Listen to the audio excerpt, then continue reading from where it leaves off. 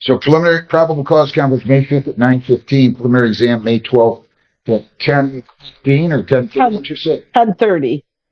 All right. So that's when I'm going to set both of these. Now just give me Welcome to Bench Scope USA.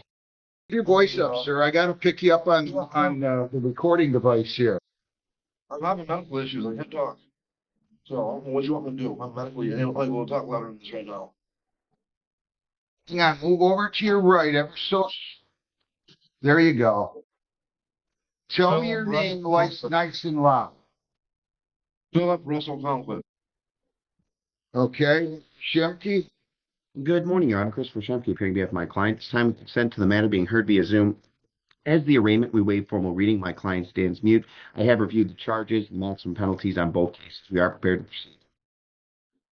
All right. Lieutenant, your name, please. Detective Lieutenant Steve Mercury, Rockford, please. All right, so let me go back and take a look at these. You've got a felonious assault with a fourth offense notice. Felonious assault is a 4-year, but you've got a habitual fourth.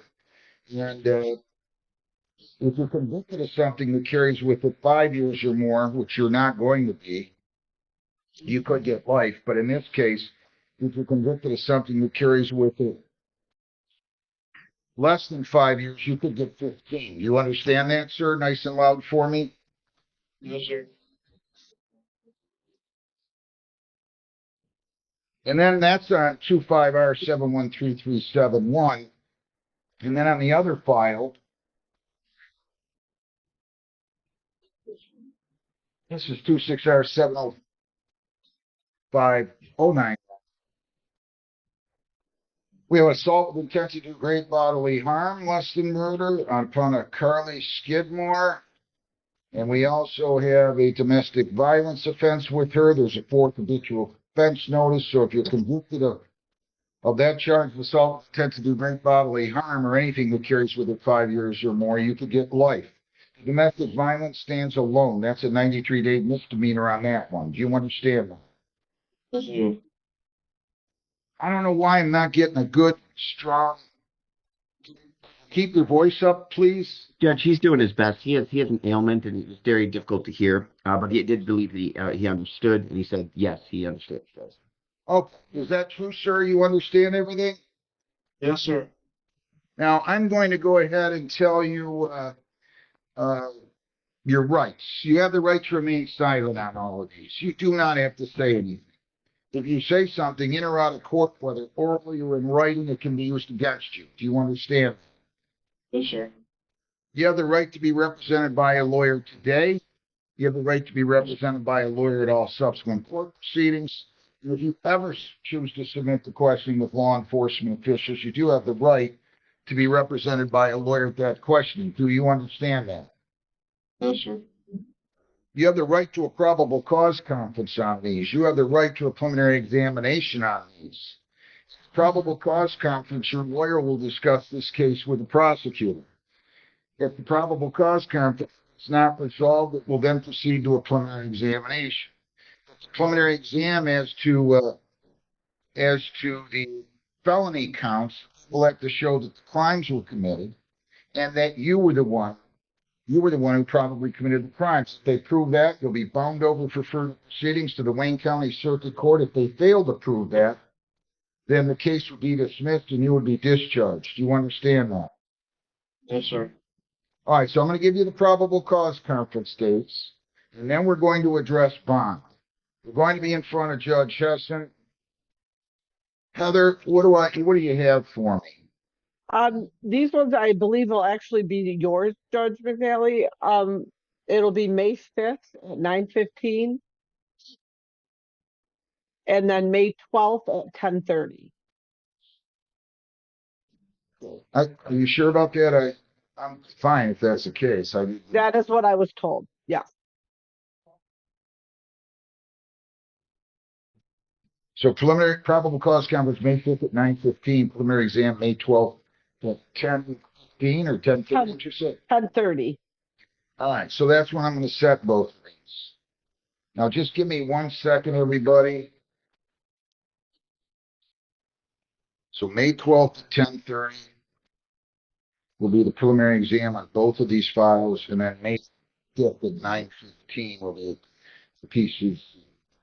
All right. He has multiple warrants, 1, 2, 4, 5, 6, 7. It looks like, Mr. Shemke, what would you like to say regarding bond? Your Honor, he's been in custody for 27 days approximately on a possession charge. Next court date's coming up next week. He's 38 years old, lives in Warren with his girlfriend, and was working at a tree service location in Romeo. Judge, with the other holds, I just want to make sure that whatever positions he is, he's getting credit for the time that he served. I find that any monetary amount would be unlikely for him to be able to post, especially with other holds. Thank you. Nothing. Detective, can you tell me a little bit? These are both out of Rockwood. Tell me a little bit about these cases, will you please? The one case involves a strangulation. The felonious assault was regards to a knife that was pulled on the victim, and then the great bodily harm in the DV is it's a strangulation case.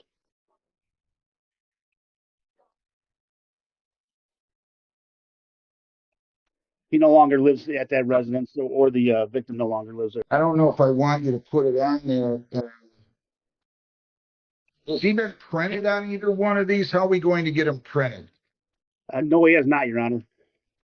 How are we going to get him printed? I don't know. He's in custody, and I believe it's Oakland County now.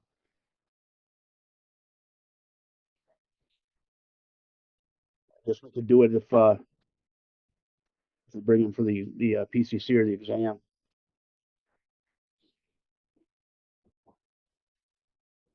You know, I'm getting a little concerned with these guys being in custody, everything by Zoom. They're not driving people around anymore. We need to get the prints. If he somehow waives at the next hearing, how we gotta get the prints to send downtown? So would you call Oakland County and see if some arrangements can be made before the PCC, please? Lieutenant? Yes, I'll call. And I can address it then. You got multiple warrants, sir. So, That never bodes well. I'm setting 50,000, 10% on both of these cases. 50,000, 10%. You cannot leave the state without the consent of the court or violate any law. You must appear in court as directed. You're not to have any contact with the victim, Carly Skidmore. No contact with prosecution witnesses. No alcohol, marijuana, or illegal drugs. No firearms or dangerous weapons. You're required to obtain a tether. You're not to be within 2 miles of the victim, their residence, or place of employment, not to be released until fitted with a GPS tether. No contact with the victims. Again, Carly Skidmore on the 26R705091. That's the victim on that case. And on the other case, we have the victim as being Joanna Lopez. So no contact with her. No firearms, no alcohol, marijuana, or illegal drugs. Not to be within 2 miles of the victims, their residence, or place of employment. No contact with prosecution witnesses. No contact with the victims. Not leave the state. Not violate a law. You must appear in court as directed. Those are your court dates, May the 5th at 9:15. Any questions? well, that's not true.